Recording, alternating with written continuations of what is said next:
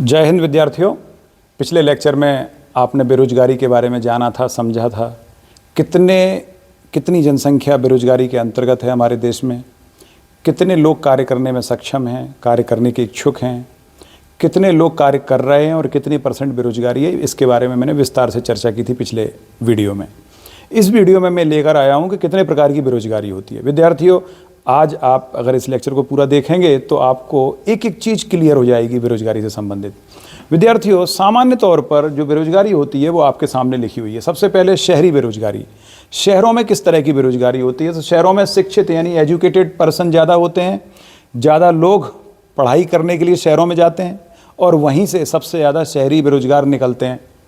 औद्योगिक बेरोजगारी यानी इंडस्ट्री में पाई जाने वाली बेरोजगारी, हम जानते हैं इंडस्ट्रियां शहरों में होती हैं, गांव से पलायन शहरों में अक्सर श्रमिकों का इसीलिए होता है कि इंडस्ट्री में जाएंगे तो वहाँ उन्हें जॉब मिल जाएगी। लेकिन हमारे देश में आज भी जितने लोग जॉब चाहते हैं शहर में आकर, उतने लोगों को इंडस्ट्री से रोज़गार देने में अभी सक्षम नहीं है। यानी और अधिक इंडस्ट्री की ज़रूरत है, तब जाके हम सभी को रोज़गार दे पाएंगे। तो इसलिए शहरों में दो प्रकार की बेरोजगारी पाई जाती है। यहाँ विद्यार्थियों में एक चीज़ आपको और स्पष्ट कर देता हूँ कि शिक्षित बेरोजगारी क्यों है हमारे देश में। आपको आज तक ये शायद जानकारी ना हो कि हमारे देश में हर साल कितने ग्रेजुएट निकलते हैं, कितने विद्यार्थी ग्रेजुएशन करते हैं हर साल। विद्यार्थियों, आप कल्पना कर सकते हैं इस समय हमारे देश में 1100 यूनिवर्सिटीज़ हैं, 1100 विश्वविद्यालय हैं और इन 1100 विश्वविद्यालयों में कितने कॉलेज हैं? इनसे एफिलिएटेड कॉलेज की संख्या 44,000 है पूरे भारतवर्ष में। 44,000 कॉलेजेस में हर साल 1 करोड़ विद्यार्थी ग्रेजुएट निकलते हैं। इन 1 करोड़ में से 50 लाख नौकरी पाने में सफल हो जाते हैं और 50 लाख लोगों को नौकरी नहीं मिल पाती। 20 वर्ष की आयु से लेकर 30 वर्ष की आयु तक ज़्यादातर यही 50 लाख लोग, पूरे 1 करोड़ लोग पहले हाथ पांव मारते हैं। तो 50 लाख तो नौकरियां ले लेते हैं किसी न किसी प्रकार से, कहीं ना कहीं एडजस्ट हो जाते हैं, जॉब प्राप्त कर लेते हैं। लेकिन शेष 50 लाख जो बचते हैं उनको जब जॉब नहीं मिलती तो अंततः उन्हें फिर सेल्फ एम्प्लॉयमेंट की तरफ जाना ही पड़ता है। इसके अलावा कोई विकल्प नहीं है, अन्यथा किसी अनऑर्गेनाइज सेक्टर में नौकरी करनी पड़ती है। और सरकार को कैसे पता चलता है कि ये लोग इतने सारे बेरोजगार हैं, फिर भी हम कह रहे हैं कि जनसंख्या केवल 8% है बेरोजगारी की। एक तरफ तो हम कह रहे हैं कि हर साल 1 करोड़ में से 50 लाख लोग बेरोजगार हो जाते हैं, यानी 50% होनी चाहिए फिर तो बेरोजगारी। लेकिन होता क्या है विद्यार्थियों, सरकार के पास जब आपका एनरोलमेंट होता है बेरोजगारी का और आपकी तरफ से जब उसको रिन्यू नहीं किया जाता तो सरकार ये मानकर चलती है कि आपको रोजगार मिल चुका है, इसलिए आपको बेरोजगारी की लिस्ट से हटा दिया जाता है। ये मान लिया जाता है कि आपको रोजगार मिल गया है। तो इस प्रकार से विद्यार्थियों, ये एजुकेटेड विद्यार्थी हैं जो इतने ज़्यादा बेरोजगार रहते हैं। इन 1 करोड़ में से कितने बच्चे इंजीनियरिंग करते हैं? 15 लाख बच्चे इंजीनियरिंग करते हैं हर साल। और उन 15 लाख में से कितने योग्य इंजीनियर होते हैं? केवल 20%। 80% इंजीनियर नाकारा साबित होते हैं, वो किसी लायक नहीं होते। ये इंजीनियर कहीं भी छोटी मोटी नौकरी जैसी भी मिल जाए, ज़रूरी नहीं है उनकी स्किल के अनुसार मिले, उनकी स्किल से हटके भी मिलती है तो भी नौकरी करते हैं। तो ऐसे लोगों को कहा जाता है शिक्षित बेरोजगार। दूसरे होते हैं इंडस्ट्री में होने वाले बेरोजगार। तीसरे, अब बात करें हम ग्रामीण क्षेत्र में, तो ग्रामीण क्षेत्र में 2 प्रकार की बेरोजगारी होती है। एक छुपी हुई, जैसे प्रच्छन्न या छद्म या छुपी हुई बेरोजगारी कहते हैं।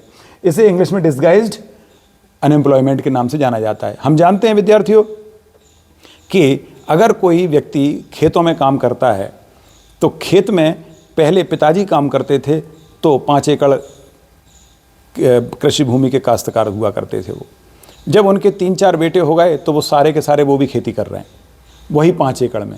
इसका मतलब क्या हुआ कि वो 5 एकड़ तो एक व्यक्ति को रोजगार दे रही थी। तो अगर 4 लोग उसमें लगे हुए हैं, इसका मतलब 3 लोग तो बेरोजगार हैं। तो देखने में लग रहा है रोजगार से, लेकिन हकीकत में वो बेरोजगार हैं, वो रोजगार से लगे हुए नहीं हैं, ये हकीकत।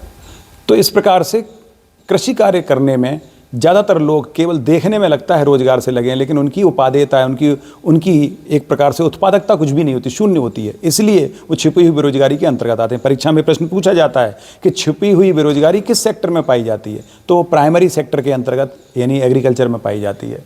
ये छुपी हुई बेरोजगारी सबसे ज़्यादा अल्प विकसित देशों की पहचान है।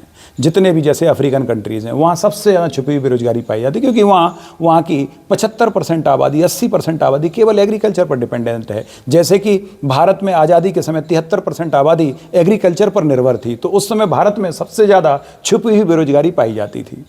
इसी में एक ग्रामीण सेक्टर में आती है मौसमी यानी सीजनल बेरोजगारी। जैसे किसान, जब कुछ जगह ऐसी हैं जहाँ 2 फसलें होती हैं, 2 फसलें यानी 4-4 8 महीने, तो 4 महीने किसान आराम से बैठता है, इत्मीनान से कोई काम नहीं करता, वो 4 महीने बेरोजगार रहता है।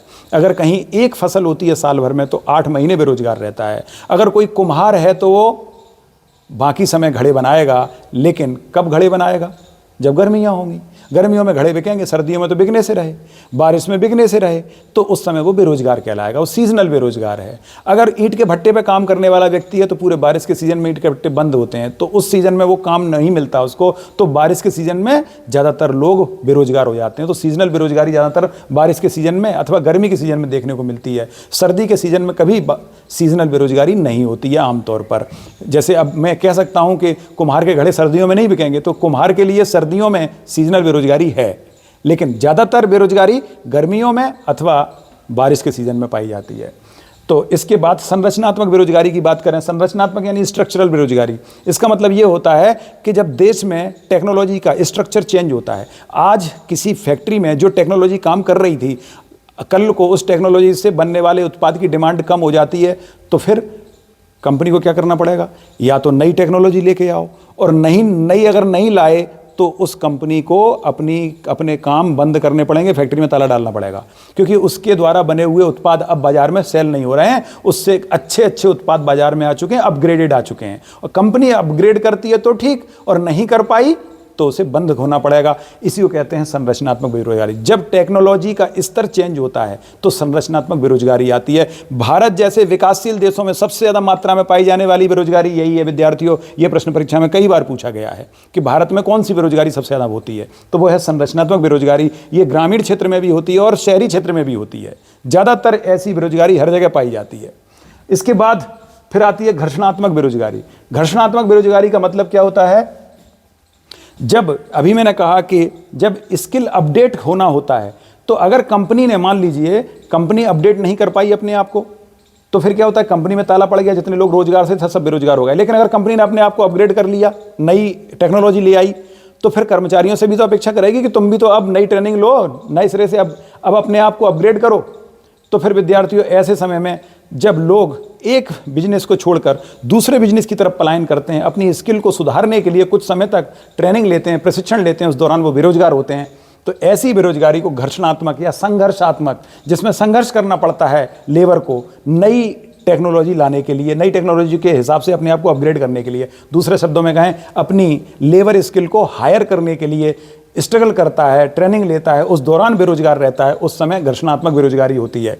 इसके साथ ही विद्यार्थियों अगली आती है अल्प बेरोजगारी यानी अंडर एम्प्लॉयमेंट। अंडर एम्प्लॉयमेंट का मतलब होता है ऐसा एम्प्लॉयमेंट जो किसी भी व्यक्ति को पूरी तरह से नहीं मिलता। यहाँ एक चीज़ और बड़ा महत्वपूर्ण है कि कोई व्यक्ति पूर्ण रोजगार से कब कहलाता है।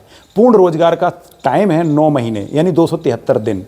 273 दिन किसी व्यक्ति को रोजाना 8 घंटे काम मिलता है तो ऐसा व्यक्ति पूर्ण रोजगार के दायरे में आता है। लेकिन अगर 273 दिन से कम समय काम मिले तो हम कहते हैं कि वो अंडर एम्प्लॉयमेंट के दायरे में आता है। अंडर एम्प्लॉयमेंट 2 प्रकार से होता है।